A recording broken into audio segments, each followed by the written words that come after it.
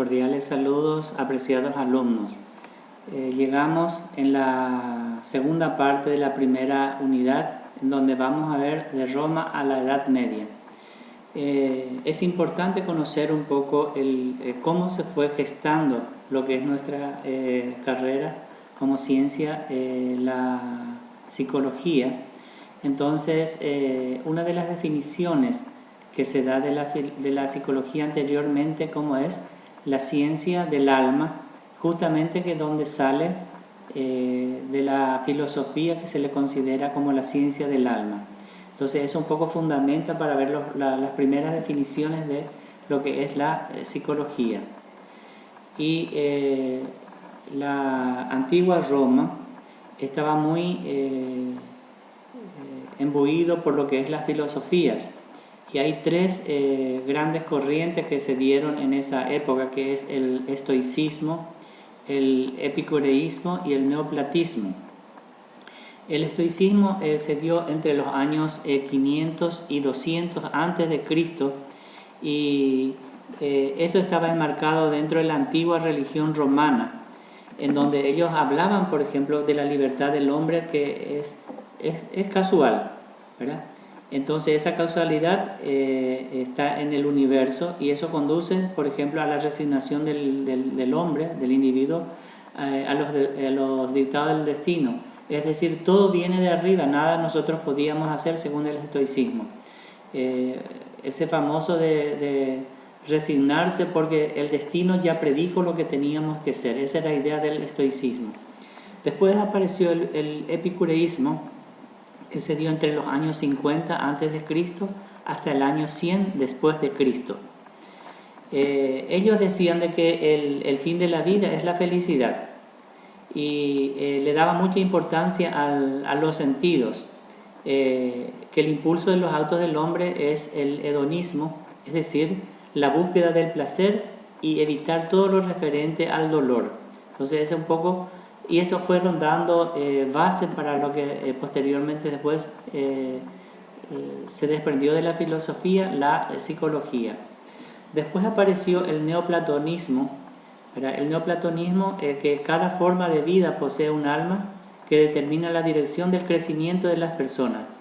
Dice que el alma es lo que provee a cada ser humano el conocimiento de su medio ambiente o de su entorno en donde vive, y eso ¿qué es lo que hace? Genera las ideas, y eso deriva en las sensaciones, en las percepciones y los pensamientos. Entonces el neoplatonismo tiene puntualmente, es muy importante para lo que es la nueva ciencia de la psicología. Después apareció el cristianismo, y junto con San Pablo en el año 10 hasta el año 64 se convirtió en el primer teólogo cristiano, y él se caracterizaba mucho a rebatir lo que decía los primeros filósofos, ¿verdad? De la resignación, que todo dependía del destino, y empezó a dar un mensaje de esperanza. Él decía que el cuerpo es malo e inadecuado, pero, ¿verdad? Predicaba de que la sabiduría espiritual es una lucha, ¿verdad?, contra la práctica obligatoria, por ejemplo, de la circuncisión, que era muy común en aquella época. Después, dentro de los cristianos estaban los grandes sacerdotes. Estaba, por ejemplo, Clemente en el año 150 a 220 y Orígenes en el año 185 al 254. Y el papel de estos dos fue muy importante, porque ellos hicieron una reconciliación de lo que era el hebreo con el cristianismo. Es decir, todo lo pagano, tenían múltiples dioses de los griegos, se llegó a un dios monoteísta, y entonces también ellos resolvieron, ¿verdad?, la doctrina judaica, que sea monoteísta, y el politeísmo griego, ¿verdad?, de tener múltiples dioses, con la concepción de la Trinidad, el Padre, el Hijo y el Espíritu Santo, trino y uno, tres en uno. Entonces logró Clemente y Orígenes esa parte del cristianismo de unificar las creencias religiosas en ese momento. Ahí se encuentran varios padres de la iglesia del cristianismo, porque tuvo una influencia muy grande en lo que era Roma, Grecia y todo el entorno del continente de aquella época. Y ahí se tuvo a San Jerónimo.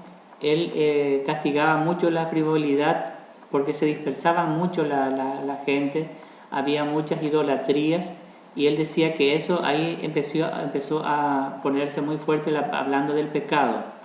San Ambrosio enmarcó mucho la parte del modelo de caridad que el cristianismo proponía, porque ahí todo era la parte comercio. Entonces ahí hablaba ya había muchos desniveles de clases. Entonces él hablaba del modelo de caridad. Después está San Antonio y San Basilio, que generó el movimiento monástico, es decir, de los religiosos que se separaban de la vida mundana y estaban en algunos monasterios y hacían sus contemplaciones y oraciones por la humanidad. Otro punto muy importante del cristianismo fue el Concilio de Nicea en el año 325, en donde se estableció el credo común de los cristianos, porque habían diferentes concepciones. Entonces todo dependía ya ahí de Roma, en donde se ejercía el liderazgo de la religión cristiana. San Agustín, él fue uno de los que metió el cristianismo dentro de la filosofía y estableció la relación entre iglesia y Estado. Como hubo una falta de liderazgo a nivel de Estado, entonces pasó ese poder a los referentes de la iglesia para realizar este tipo de tareas.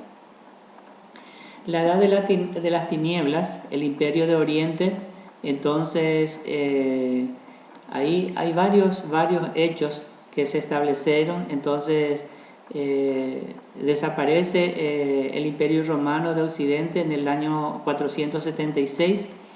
Después la presencia de los germanos en el imperio era cada vez mayor a partir del siglo IV. En el año 410 la ciudad de Roma fue saqueada por los visigodos. En el año 476 otro jefe germano depuso al jefe que era el último emperador de Occidente.